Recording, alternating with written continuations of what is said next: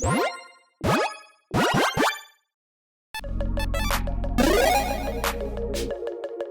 everyone, Mitch coming in from the Commander Core Studio. Welcome to the show. So today's episode comes to you courtesy of my amazing patrons. Once a month, they vote on what commander they want to see in an upcoming episode, and the commander that gets most votes wins. The commander that got the most votes this month is Muerra Trash Tactician, a 2/4 Raccoon Warrior for 3 mana in Gruul. At the beginning of your first main phase, add red or green for each Raccoon you control. Whenever you expend 4, you gain 3 life. Expending 8, you're going to be exiling the top 2 cards of your library. To the end of your next turn, you may play those cards. Again, expending means basically, for 4, let's just use that as an example. When you expend 4, essentially, is when you use your 4th mana total to cast spells during a turn. So essentially, yeah, the more spells that you cast, or the bigger spells that you cast throughout the game, the more value you're going to be getting with this commander. Again, every single turn, not just your own. If you're expending, you are gaining value. Yeah, the life gain's nice, but Impulse Draw 2, that can obviously be incredible for the amount that we can dig down into our deck. So we are going to be getting a lot of value out there, a lot of mana out there, utilizing spell after spell after spell, mana after mana after mana, and just surprising our opponents with some really massive, giant, huge plays. So yeah, this commander is pretty spicy because, well, again, it gives you mana, it gives you life, and most importantly, it gives you juicy card advantage. Temporary card advantage, but still card advantage. Regardless, speaking of juicy, the price of this deck is incredibly budget friendly. $22.47. Every single card in this deck, including the commander at the time of building this deck, 50 cents or less. If you are interested in this one, make sure you check out that deck list link in the description below. With all that said, let's jump into the tactics to see how this deck works. First up, tactic number 1, land a hand. Like I mentioned, we want a lot of mana. Yes, our commander and some fellow raccoons can help with that, yes. But we want a lot of mana, sustainable mana, so that we can just cast big spells, essentially, or spell after spell after spell, and then we can actually use that expend 8. Rampant Growth, very simple, very effective. The OG Ram spell, 2 mana, get a basic into play, tap. Edge of bottom, exact same thing if we've got 4 or fewer lands.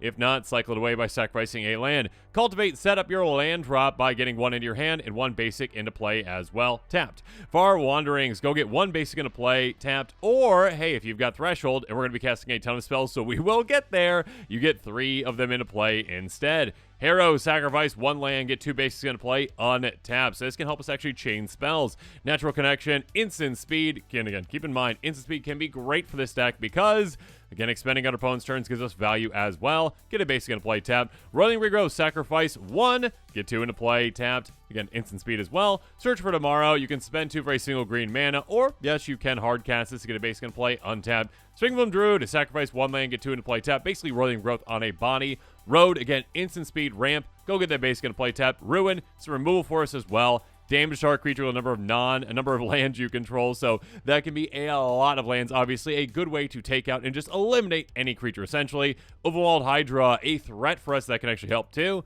Star, Reach, Power Touch, each equal number of lands you control. Again, it's going to be a massive amount.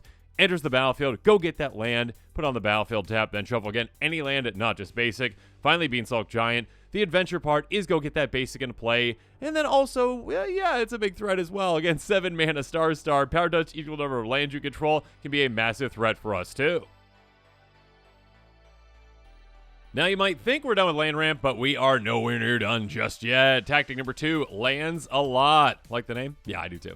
Colony Heart Expedition, enchantment for 2 mana, landfall, get counters on it, remove 3 counters from it, takes no time at all to get there, sacrifice it, go get 2 basics into play, tapped. Grow from the Ashes, if you kick it, 2 basics into play untapped. If not, just 1. Still, regardless, a great way to chain spell for spell. Explosive Vegetation, very simple, very effective. 4 mana, 2 basics into play, tap. Map the Frontier, basically the exact same thing. Deserts as well, but yeah, basically the exact same thing. Migration Path, the exact same thing, but we can cycle it away if we need to. Path the Mist, yeah, again, basically just Explosive Vegetation. Terramorph, kind of like a delayed Explosive Vegetation in a way.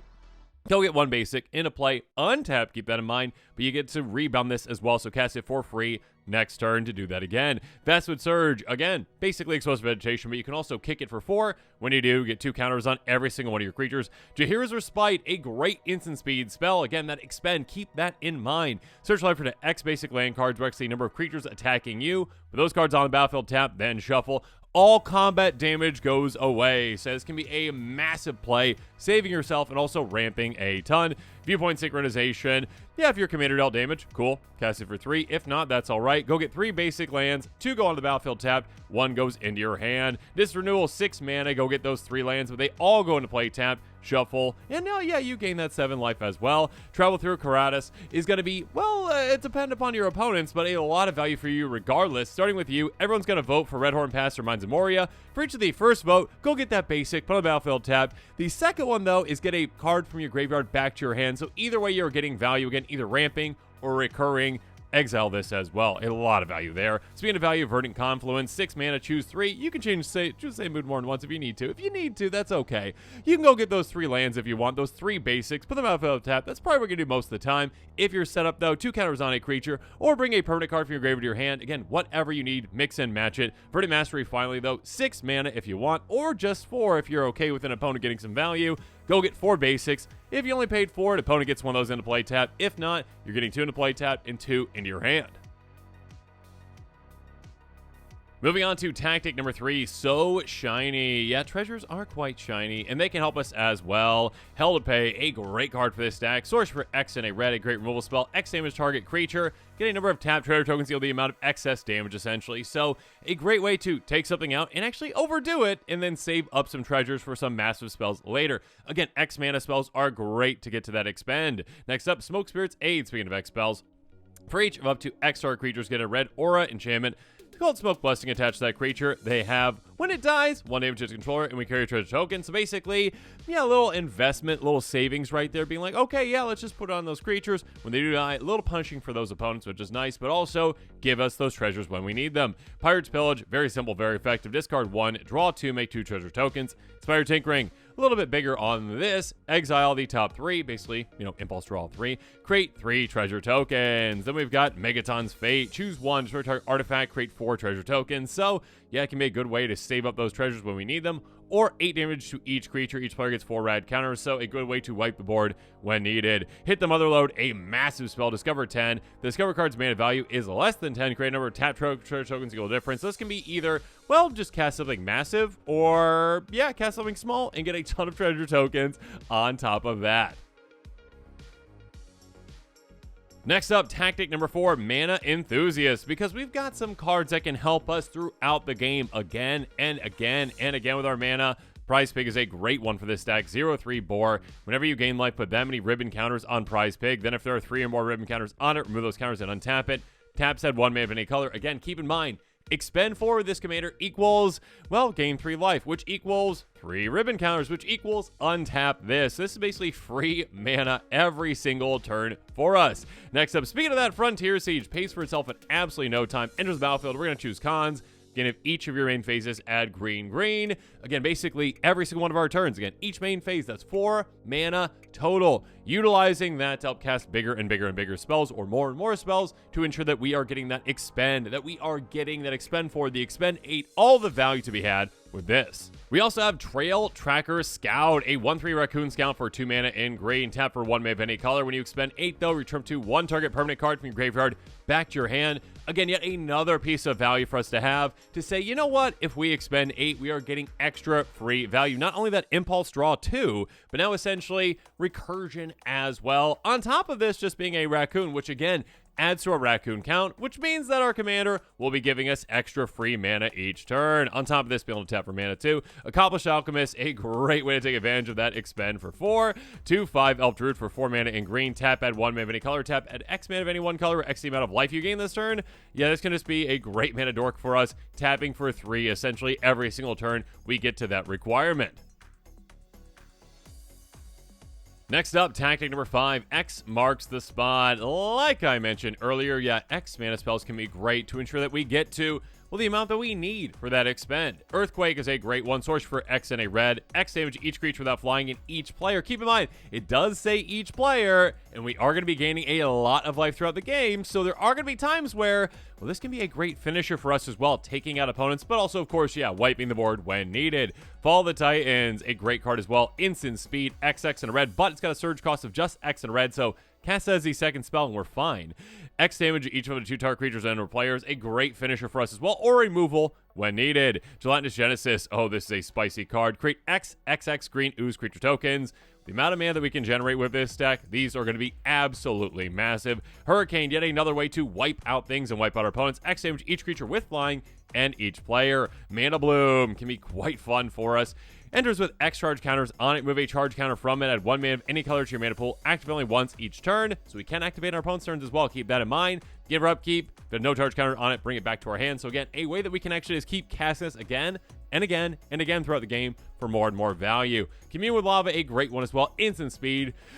Exile the top X card of your library until the end of your next turn. You may play those cards. Basically, massive impulse draw for us. Yeah, what's not to love about that? Delete. Oh, I love this card too.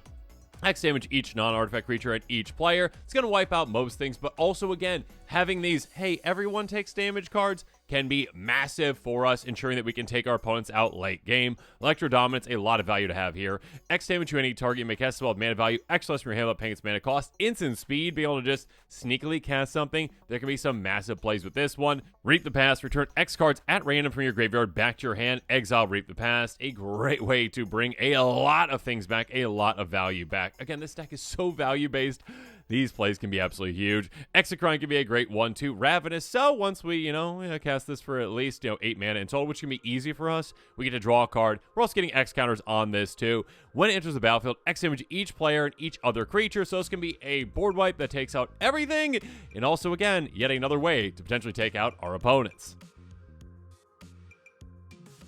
Next up, tactic number 6, Threats and Thrills. First up, Faldorn, Dread Wolf Herald. Whenever you're casting a spell from exile or land enters the battlefield under control from exile, you get a 2/2 wolf. So basically, again, when we are impulse drawing off the top, we are now, just for playing those cards, for playing those lands, getting extra value, getting extra wolves in play. And if we need to with this, we can pay 1 tap, discard a card in impulse draw too. Next up, Arax, Empress of Mars. Also, Battle Cry, that's quite nice. Be able to attack and then give our creatures +1/+0, that's nice. More importantly, though, whenever you cast a spell from anywhere other than your hand, you get a 2/2 red Alien Warrior creature token, a great way to flood the board again. Geode Rager, again, with all the lands that we're getting, we can just decimate our opponents with this. Landfall, whenever a land enters the battlefield under control, goad each creature target player controls. The amount of landfall that we have, we can definitely, many times, actually just make every single one of our opponents have all their creatures goaded and have to attack each other constantly, wiping them out and leaving them open for, well, our massive army with Rampaging Balos. Landfall, whenever a land enters the battlefield under control, you're going to get a 4/4 Green Beast creature token every single time. My goodness, the army this can build in absolutely no time is massive. Next up, tactic number 7, Dig Down, because on top of our commander's ability to just get us a lot of impulse draw, we got some other ways to dig down as well. On top of that, demand answers, basically sacrifice an artifact or discard a card, draw 2 cards for 2 mana. Again, instant speed, keep that in mind. Hoarder's Overflow, hey, here you go, an enchantment that can actually help you with that expend as well.